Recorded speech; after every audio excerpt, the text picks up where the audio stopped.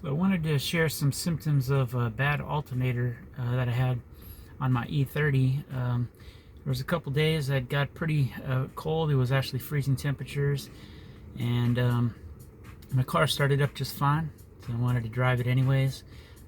So I'm on my way to work, and I decided to stop at the donut shop to pick up some donuts for the employees, and I got the donuts in my hand, and I get in my car and turn my key, and nothing.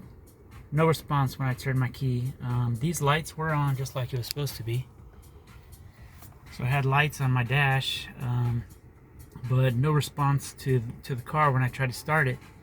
I thought first, oh, it might be the battery. I had a jump pack with me, and I put the jump pack on, and nothing happened.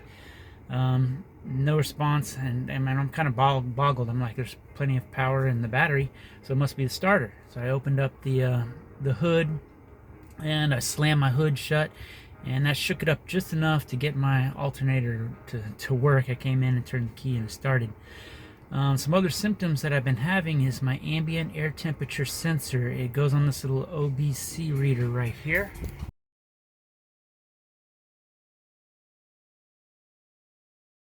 And I've had to change that out twice, and I may have damaged it this time by having the alternator, it messes with your electrical system.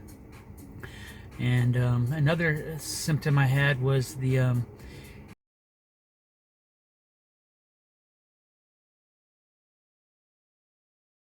engine temperature gauge was kind of fluctuating and flipping back and forth kind of oddly. Ever since I got the alternator fixed, it works just perfect.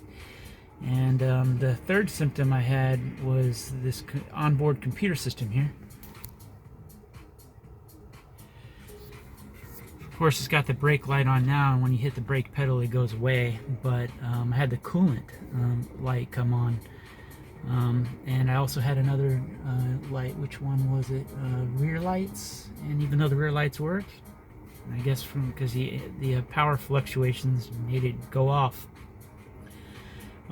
So what I did was I went to AutoZone. I guess you could go to O'Reilly's or any of your favorite parts store, and they hook up a machine and they test everything for you. What they told me was, hey, your battery's good. And I'm like, it's only got 11.9 volts on it, and they showed me the little printout, and it was the charging system that was bad. I had already bought a new starter, and now I can't return that part. That's one of the downfalls of buying on eBay. Sometimes you get a good deal on the part, but the seller doesn't really want to take it back. I did get it for cheap anyways. Now I got an extra starter just in case I need one in the future.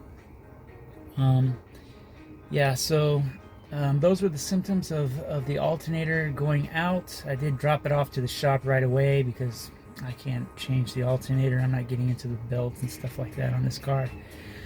They charged me about, less than 2 hours of work, and they had somebody on site that rebuilds these alternators, and he actually rebuilt it for cheaper than buying a new part. So I got out of there really cheap, less than $400, and I thought it was going to be more. So I'm really thankful for that. Place was called Nick's Auto over here, and I'm really glad I came across them. They work on classic cars. Most places don't work on these cars that are older than 1996. I guess a lot of these parts are really fragile. I have a fog light that's out, and I bought the bulb, and the piece is just crumbling. And now I got to find a pigtail for that. I really like using my fog lights. And that was actually the fourth symptom of my alternator going out, was my headlights. My headlights were really dim at night. I was driving down the road, and it's like, man, are my headlights even on? So I like to use my fog lights on with them to make it a little bit brighter.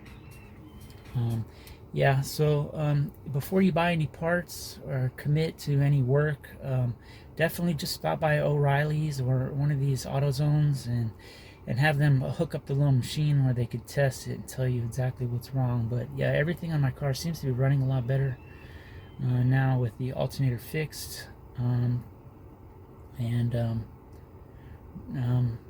everything's fine. I just wanted to share that with you. I know there's going to be a couple other issues with this car since it's so old. The rear windows sometimes is off and on when it goes up and down, and that fog light's out, and it's got a lot of little things, but man, it still runs great. I love driving this car. I mean, it's fantastic. Just the cruise, it's not powerful, it's not fast, it's just the cruise is just awesome. I love it every time I get in. Just want to share that with you. Have a good one. Bye.